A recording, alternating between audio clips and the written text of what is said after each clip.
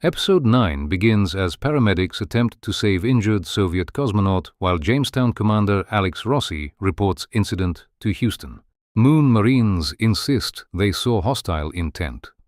Turns out cosmonauts were reaching for translation cards. Ellen Wilson, not wanting World War III over laminated flashcards, demands confirmation no weapons were visible before Marines opened fire. Ellen briefs Margot Madison and General Bradford. Margot reminds everyone wars have started over far less. Apparently everyone has already forgotten Soviets' blue civilian airliner out of sky, killing NASA administrator and hundreds of innocent civilians. Soviet news quickly accuses United States of planning to deploy nuclear weapons on Moon. Moscow warns they will destroy US weapons before they arrive. NASA tracks Buran launch from Sakhalin Island. Reports suggest Soviet shuttle may be armed as well.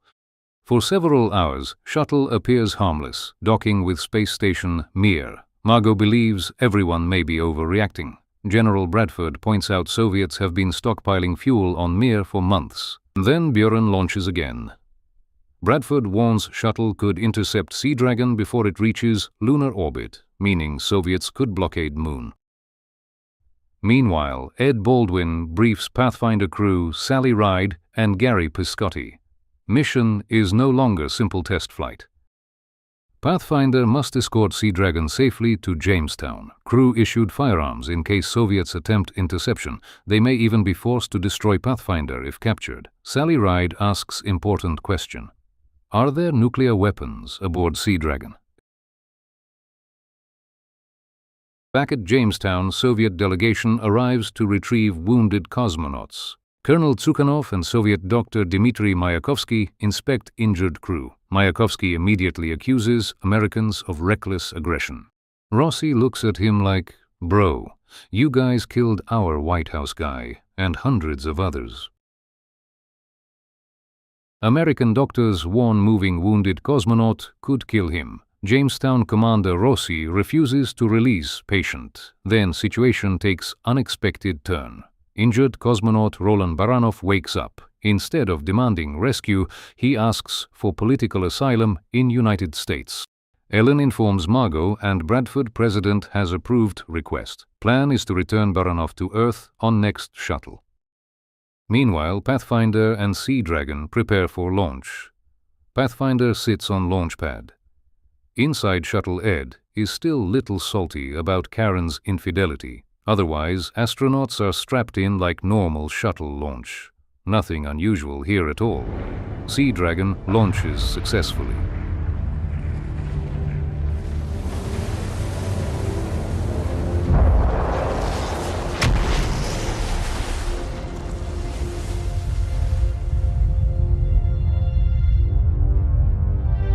In Pathfinder cockpit, astronauts run final checks, clearly seated facing upright, and then, whoa, total psych out.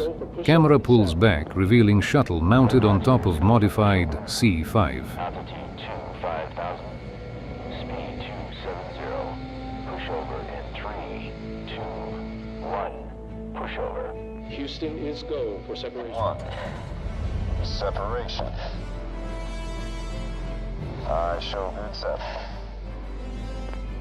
Apparently, NASA had been developing new launch system for years, and no one thought to mention it to audience. Pathfinder ignites nuclear engines and rockets into orbit. What incredible reveal by showrunners.